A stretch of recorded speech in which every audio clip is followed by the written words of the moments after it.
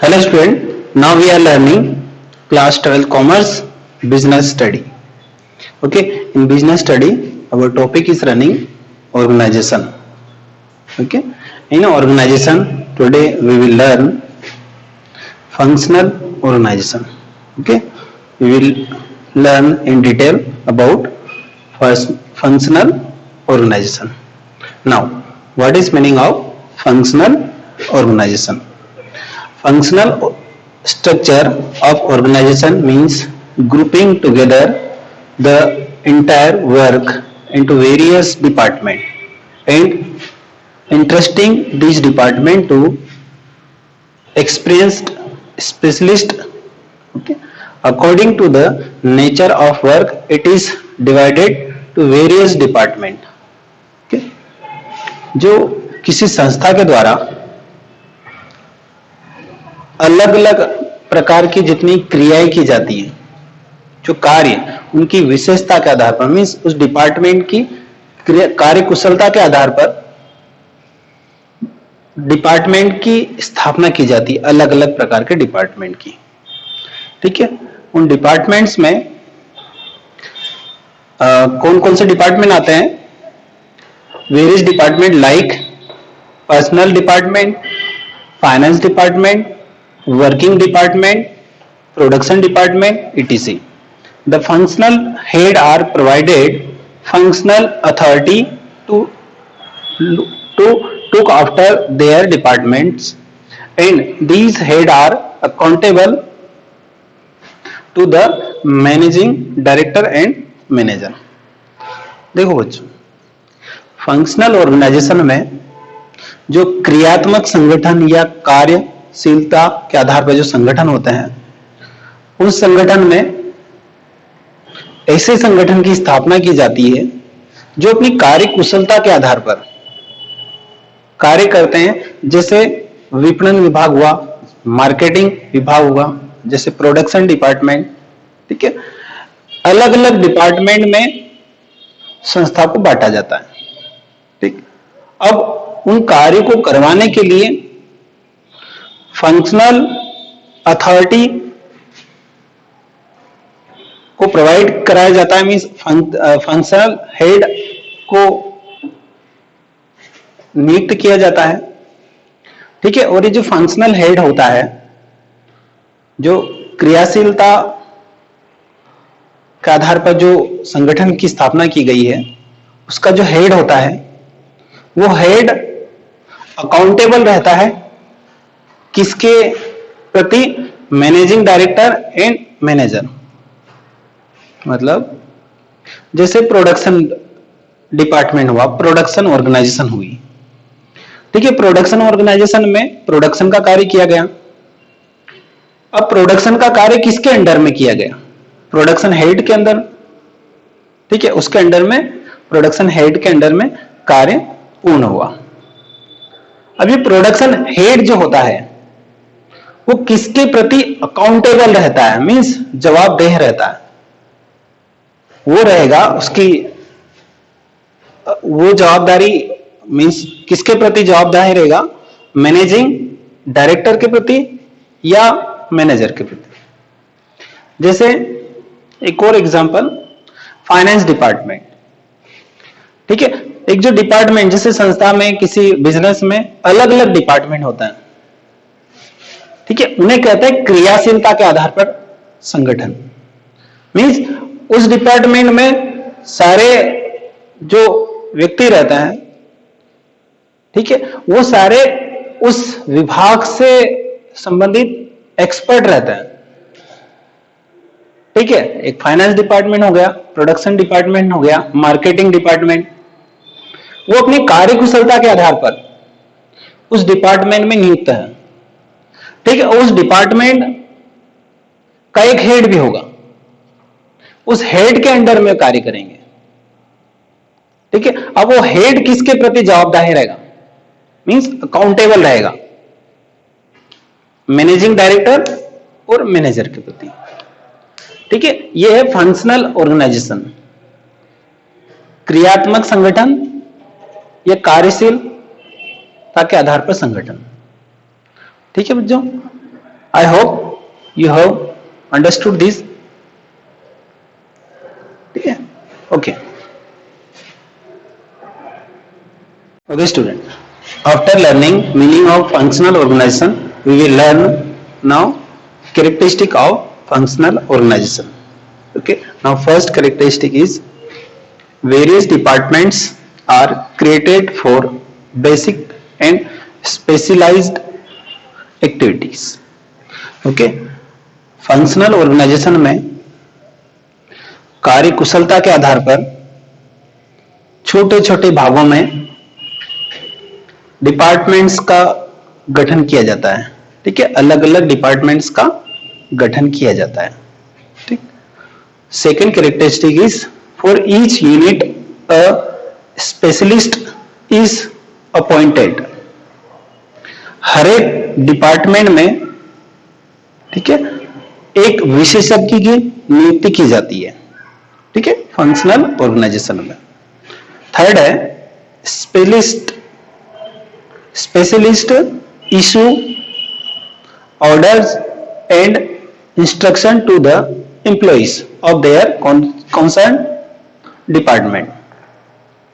ठीक है, संस्था में या फिर उस डिपार्टमेंट में जो विशेषज्ञ होता है वो अपने एम्प्लॉय को ऑर्डर भी दे सकता है और इंस्ट्रक्शन भी. ओके. फोर्थ कैरेक्टरिस्टिक है एवरी यूनिट और departments is free to perform the work but for that work the concern department is liable. ठीक है, हर एक जो डिपार्टमेंट होता है संस्था में वो अपने कार्य को करने के लिए फ्री होता है, मींस फ्रीली वो काम कर सकता है, बट वो किसके प्रति जवाबदेह रहेगा?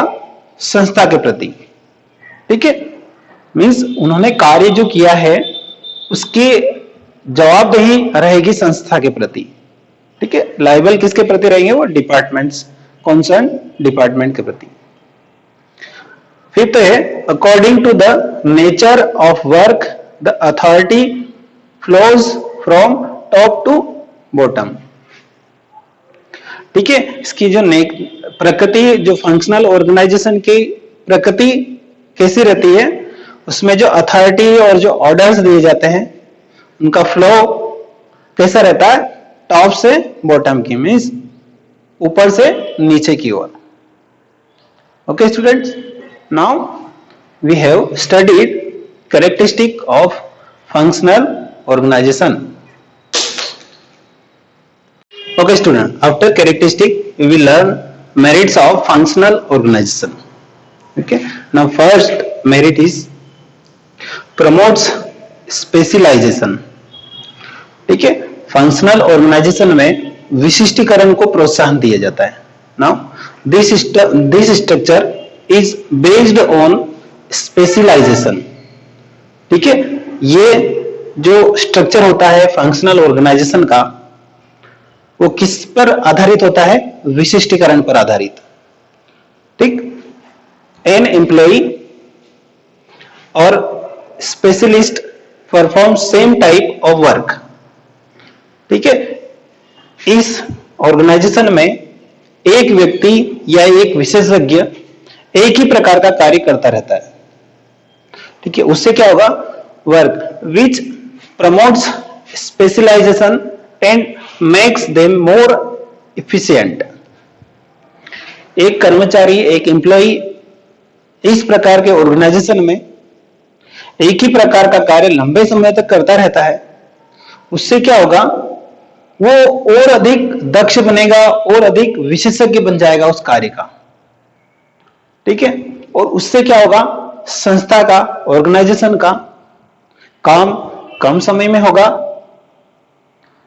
अच्छी गुणवत्ता के साथ में होगा. ठीक है, और कम खर्च पर होगा. खुद के अंदर क्वालिटी आएगी एम्प्लॉइज के, और साथ साथ में संस्था का भी प्रॉफिट होगा. ओके, तो इस प्रकार के ऑर्गेनाइजेशन में विशिष्टीकरण को प्रोत्साहन दिया जाता है. सेकेंड है फ्लेक्सिबल. ठीक है, लचीलापन। Now this system is flexible. Functional organisation कैसी होती है? लचीलापन होता है इसमें, फ्लेक्सिबल होता है, इज अकॉर्डिंग टू नीड्स। ठीक है, जरूरत के आधार पर changes can be made in it. जैसी जरूरत होती है, जैसी आवश्यकता होती है, उसी प्रकार फंक्शनल ऑर्गेनाइजेशन में चेंजेस किए जा सकते हैं, इसलिए इसे कहते हैं फ्लेक्सिबल। ठीक है, इसमें लचीलेपन का गुण पाया जाता है। थर्ड है large scale production. This structure is beneficial for large scale industries which help in large scale production. जो फंक्शनल ऑर्गेनाइजेशन होती है, वो जो बड़ी संस्थाएं होती है, जो बड़े रूप में अपना कार्य करती है, उनके लिए लाभदायक होता है। कौन? Functional organisation. उससे क्या होता है? फंक्शनल ऑर्गेनाइजेशन के द्वारा, मींस कार्यात्मक संगठन के द्वारा, वो संस्थाएं अपने कार्य को अलग अलग भागों में बांटकर अपने प्रोडक्शन को लार्ज स्केल तक पहुंचा सकती है। ठीक, जैसे हमने फंक्शनल ऑर्गेनाइजेशन की मीनिंग में समझा, फंक्शनल ऑर्गेनाइजेशन में कार्य कुशलता के आधार पर अलग अलग डिपार्टमेंट बांट दिए जाते हैं, जैसे marketing department, production department, finance department. ठीक है, तो ये डिपार्टमेंट कौन सी संस्थाओं में होंगे? जहां पर लार्ज स्केल में प्रोडक्शन होता है। ठीक, उन संस्थाओं के लिए ये क्या है? बेनिफिशियल है। ओके, थर्ड हो गया हमारा। फोर्थ है proper utilisation of resources. This type of organization make it possible to utilize the human and others factor or resources effectively। जो प्रोडक्शन के जो रिसोर्सेज होते हैं, जैसे मानवीय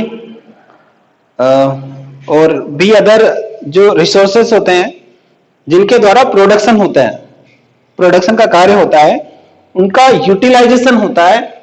उन्हें उनसे अच्छे से अच्छे कार्य या सही तरह से काम करवाया जा सकता है, या इस फंक्शन में, इस फंक्शनल ऑर्गेनाइजेशन में उनसे सही कार्य या उचित समय में कार्य करवाया जाता है इसमें। ठीक, now student we have completed merits of functional organisation.